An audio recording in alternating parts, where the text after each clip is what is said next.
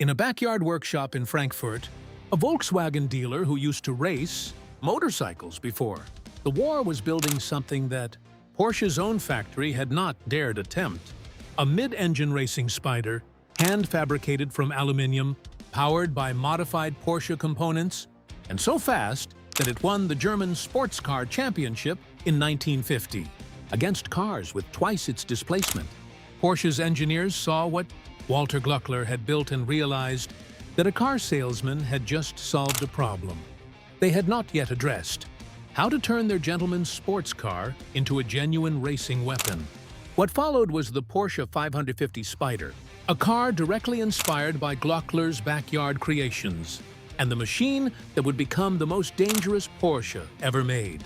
Not because of a flaw in its design, but because of the people who drove it. One of them was James Dean. Walter Glöckler ran one of the earliest VW dealerships in post-war Germany, selling Beetles and servicing cars. That was the day job. But before the war, he had been a motorcycle racer, and the competitive instinct never left him. By the late 1940s, he wanted to race cars, but no affordable competitive racing machine existed in post-war Germany. The established manufacturers were rebuilding from rubble. Porsche had just started, producing the 356 in tiny numbers from a sawmill in Gmünd, Austria. Nobody was building a purpose-designed racing car for a gentleman amateur with a dealership and a well-equipped workshop. So Glöckler and his engineer Hermann Ramelow built one themselves. Their first car, completed around 1948, used no Porsche parts at all. A mid-engine special powered by a Hanomag engine, mounted in a hand-fabricated tubular steel chassis with an aluminium body built by Weidenhausen, a Frankfurt coach builder. By 1950, Glöckler had switched to Porsche and VW components, recognizing the superiority of the air-cooled flat four.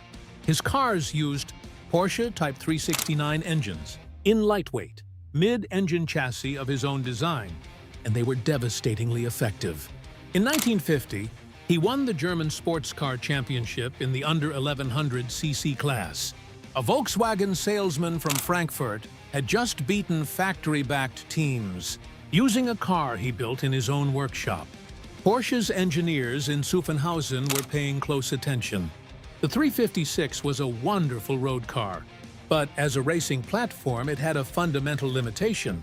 The engine sat behind the rear axle, creating the same rear heavy weight distribution and oversteer tendency that plagued every rear-engine design. Glöckler's cars solved this by placing the engine ahead of the rear axle in a mid-engine configuration that offered dramatically better balance. By 1951, Porsche began providing official technical support to Glöckler. He got access to better components. Porsche got a free real-world testing program for mid-engine racing concepts without committing factory resources. Glöckler's 1951 car set international speed records at Montlhéry in France, covering 104 km in 6 hours at an average of 104 km/h from just 1,500 cc. American import specialist Max Hoffman acquired this car and brought it to the United States. Between 1948 and 1954, Glöckler and Ramelow built 7 racing specials in total. Their sixth car, the 1953 Glöckler-Porsche 1500 Super, is explicitly acknowledged by Porsche historians as a direct development chassis for what became the factory 550. Porsche even contracted the same Frankfurt coach builder, Weidenhausen, to build the aluminium bodies for the first 550 prototypes. The 550 was not simply inspired by Glöckler's work. It was the factory's answer to a question that a VW dealer had already answered in his backyard. The Porsche 550 entered production in 1953 as Porsche's first purpose-built racing car. The chassis was a ladder-type tubular steel frame with a flat undertray. The body was a single piece of hand-formed aluminium so light that one person could lift it off the chassis. The engine was Ernst Fuhrmann's Type 547 Flat 4, a 1,498cc air-cooled unit with dual overhead camshafts per bank producing. Approximately 110 horsepower, mounted ahead of the rear axle. The car weighed approximately 550 kilograms. At barely over half a ton with 110 horsepower, the power-to-weight ratio was exceptional for any car of the 1950s. It was immediately spectacularly successful. The 550 won its class at Le Mans in 1953 on its debut. Helm Glöckler, Walter's cousin, drove one of the first 550s to a class victory at the Nürburgring. In the 1954 Carrera Panamericana, Hans Hermann drove a 550 to third overall, against cars with 3 times the displacement, earning the car the Carrera name that Porsche would use for decades. Approximately 90 examples of the 550 and its successor, the 558, were built and sold to factory teams, privateers, and wealthy amateurs. The 550's racing record was extraordinary. Its safety record was catastrophic. The car was engineered for professional racing drivers on closed circuits. It had no concessions to comfort, safety, or forgiveness. The steering was direct to the point of being twitchy. The mid-engine layout was superior for balance but changed character, dramatically depending on throttle input, neutral under power, capable of snapping into oversteer the moment a driver lifted off mid-corner. The car had virtually no crash protection. The aluminium body offered no rollover structure, no crumple zones, no padding. The driver sat inches from the road surface behind a small plexiglass windscreen. In a frontal impact, the driver's legs were the crumple zone. Between 1953 and the early 1960s, the 550 and its derivatives killed a significant number of drivers in racing and road accidents. It was sold to amateur racers who lacked the skill to manage its demanding handling. On public roads, its low profile made it nearly invisible to other drivers, particularly at intersections. The most infamous victim was James Dean.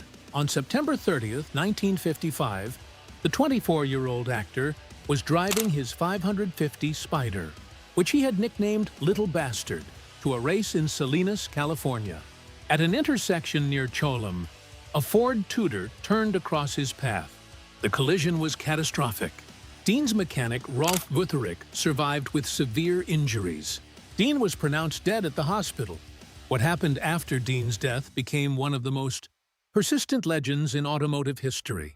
Car customizer George Barris purchased the wreckage for $1,092 from the insurance company, dismantled it, and sold off usable components. According to the legend, a racer named Troy McHenry died in feed. 1956 in a car equipped with parts from Dean's Porsche.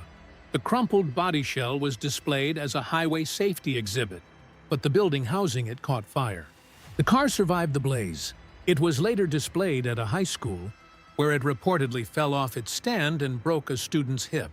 A flatbed driver named George Barkuis was reportedly killed when the wreck fell off his truck during transport. The body shell was reported stolen in 1960 and has never been seen since. The transaxle, the only documented surviving component, resurfaced in 2024 in a crate in rural Massachusetts and was auctioned for $382,000 on Bring a Trailer. Whether the curse was real or an accumulation of coincidences, amplified by celebrity mythology, the legend cemented the 550 Spyder's reputation as the most dangerous Porsche ever built. Walter Glöckler's contribution to Porsche's history is acknowledged by the factory, but rarely discussed in mainstream media. He was not a Porsche engineer. He was not a professional racing driver. He was a car salesman who built racing cars in his spare time because no one else was making what he wanted to drive. His seventh and final car, a 1954 Glöckler-Porsche 354 Carrera Coupe built for the Mille Miglia, surfaced at auction through RM Sotheby's with a pre-sale estimate of $750,000 to $1 million. The car a VW salesman built in his Frankfurt workshop is now worth more than most houses. Original 550 Spyders sell for $4 to $6 million. The engineering lineage, Glöckler started runs through every mid-engine Porsche racing car ever built. The The 550 begat the 718 RSK, which led to the 904, the 906, the 908, the 917, and ultimately every Le Mans winning Porsche prototype. The concept, lightweight tubular chassis, mid-mounted flat engine, aluminium body, minimum weight, has never fundamentally changed. Glöckler got there first. The Porsche 5V50 Spyder is a contradiction. One of the most beautiful, most successful, and most important racing cars of the 1950s. Also, one of the most lethal. It killed amateurs who did not understand it. It killed a movie star on a public road. And its wreckage reportedly continued causing harm for years afterward. But the danger was never a defect. It was a consequence of purpose. The 550 was built to win races, and it did. It was not built to protect its driver, because in the 1950s, no racing car was. It was built to be as fast and as light as possible. And everything about it, including its danger, followed from that objective. The most remarkable part is that none of it would have happened without a VW salesman who built racing cars in his spare time. Walter Glöckler never worked for Porsche. He never designed a production car. He never became famous outside a small circle of racing historians. But the car he inspired created an engineering lineage that runs from a backyard workshop in postwar Frankfurt to the podium at Le Mans. If you found this story compelling, hit like, subscribe, and tell us in the comments, do you think the 550 Spyder deserves its most dangerous reputation? Or was it simply a product of an era when safety did not exist? And would you drive one on a public road today? Next time, we are looking at another car that should never have existed. A vehicle so improbable that the company that built it was not sure whether to call it a car or a truck. See you then.